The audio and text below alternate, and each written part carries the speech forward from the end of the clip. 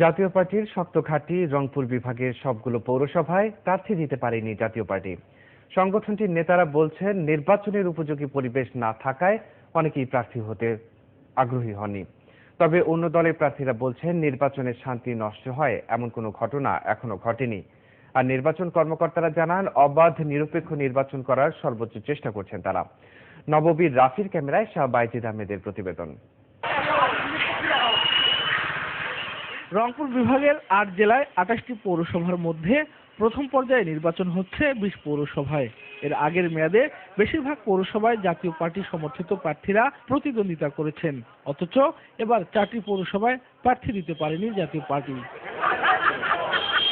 এ নিয়ে জাতীয় পার্টির প্রেসিডিয়াম সদস্য জিএম কাদের বলেন, প্রার্থী উপযোগী নেতাকর্মীদের মধ্যে সুষ্ঠু নির্বাচন নিয়ে সন্দেহ সংশয় থাকায় সব পৌরসভায় জাতীয় পার্টি প্রার্থী দিতে পারেনি। এবং আমাদের এই অঞ্চলে যে জনপ্রিয়তা আছে এবং যতটুকু প্রস্তুতি আছে, আমরা মনে করি যে আওয়ামী লীগের ভোট, যারা আওয়ামী লীগ করেন তারা আওয়ামী লীগের ভোট পাবেন, কিন্তু আওয়ামী লীগের বিপক্ষে একটা বিশাল জনসমষ্টি আছে দেশে এখন, যারা হয়তো এই পরিস্থিতিতে আমাদেরকে ভোট দিতে পারেন।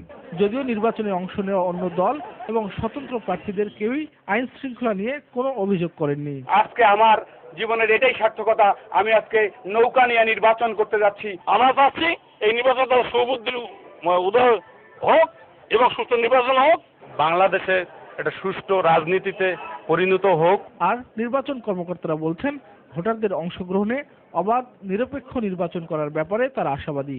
একটা অবাধ, সুষ্ঠু, নিরপেক্ষ নির্বাচন আমরা করতে পারি, তার সর্বপ্রকার ব্যবস্থা এটা প্রশাসন, নির্বাচন কমিশন কর্তৃক এবং পুলিশ প্রশাসন কর্তৃক গ্রহণ করা হচ্ছে। প্রথমবারের মতো দলীয় প্রতীকে পৌরসভা নির্বাচনে আওয়ামী লীগ বিএনপির 40 প্রার্থী ছাড়াও প্রতিদ্বন্দ্বিতা করছেন জাতীয় পার্টির 16 প্রার্থী সহ 120 মেয়র প্রার্থী। শাহ বাইজিদ আহমেদ, ৭১, রংপুর।